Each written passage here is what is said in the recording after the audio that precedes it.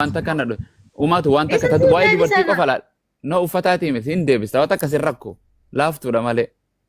No, Isillee wanti si gaafuma mucaa gaafattee sii deebisa kaa hayyee gaafii hayyee mucaa ishi gaafatte. si dhaggeeffadhe hayyee ladies first jedhani waan jedhu gaafii mucaa gaafadhe waaqaatu fannoo irratti dura waaqni meeqa? Waan tokko isa samii bardiyoon. Tokkichuma sanii fannoo irra sii du'e misha. Inni jalqaba irraa siif mureessa siif ibsu. Naan jedha ka tokkichuma sanii naa du'e naan jettu. Inni Ishee. Yesuus Kiristoos sababii inni biyya lafaa dhufeef maaliidhaaf hamma beekurraa siif hima jechuun wangeelaa paastir ta'ee osoo hin taane kan wayi kaas keessa jiran kana caala beekuu danda'u na caala beekuu dhabuu danda'u. Haga beekurraa siin hima haga danda'e jechuudha. Sagalichi garuu ittiin dabalin si dabalamaa irraan Resin jedha ammaas. kana waan ta'eefani kan beekurraa siif hima. Isa jalqaba geeroo nuti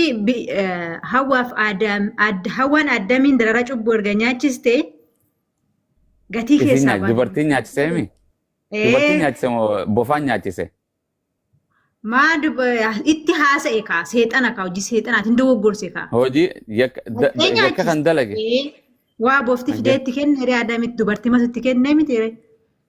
Tanaafuu dubartiin tun bakkuma hunda yakkamtu biyya isimmoo. Ayyee itti fufi. Isheen caqasaa kaama.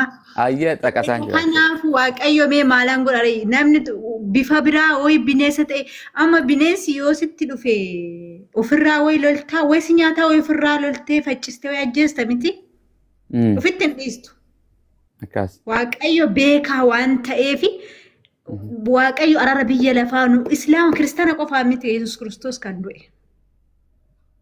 Biyya lafaa guutuudhaaf islaamallee hin jenne Afrikaa hin jenne Itoophiyaa hin jenne Arabaa adiif gurraacha hin jenne. Anaafis du'e? Guutuu biyya addunyaa guutuu hundaaf kan gatii kafale aarsaa qaba. Okay. Du'ee mi Yesuus sana ayyee? Anaaf si osoo hin taane hunda guutuu biyya lafaa kafalee guutuu dhala biyya lafaa jechuudha. Handaara lafaa hundaaf.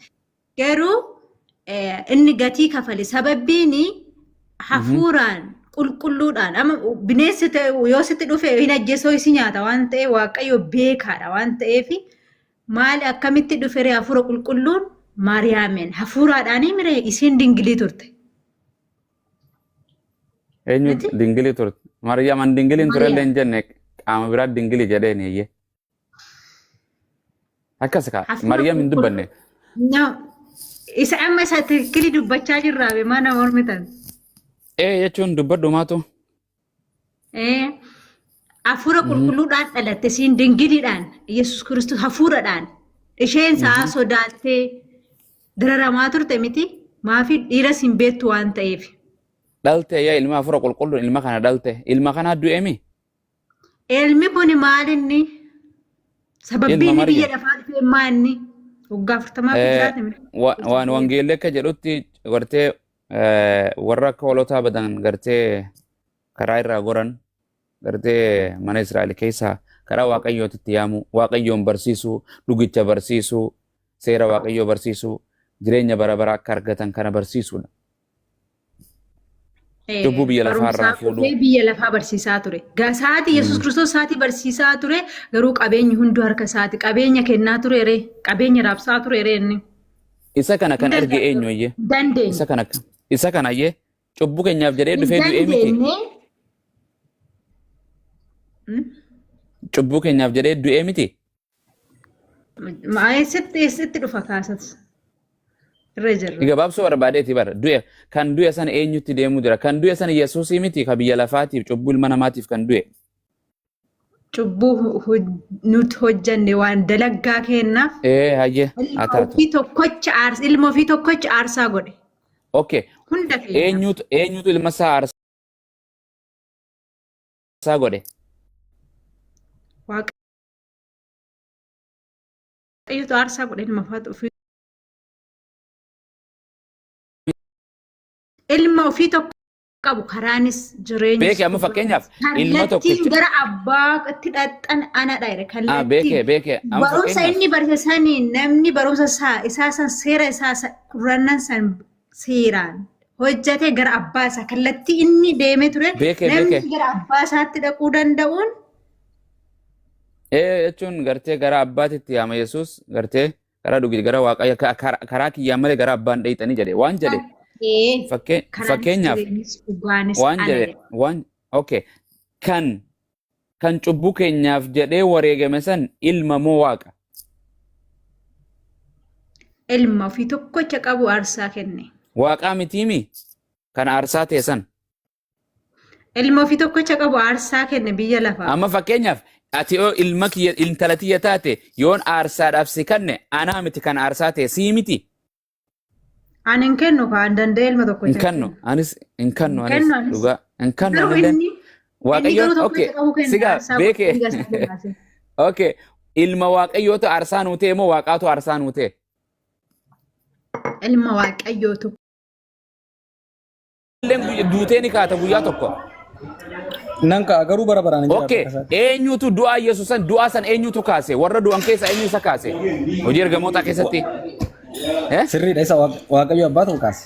Waaqayyo abbaan san waaqa guutuudha moo waaqayyoo?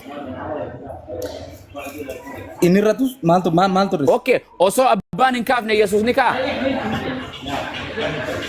Otoo ilmi hin duune Yesuus abbaan maal kaase? Osoo abbaan hin kaafne warra du'an keessaa Yesuus ni kaafama?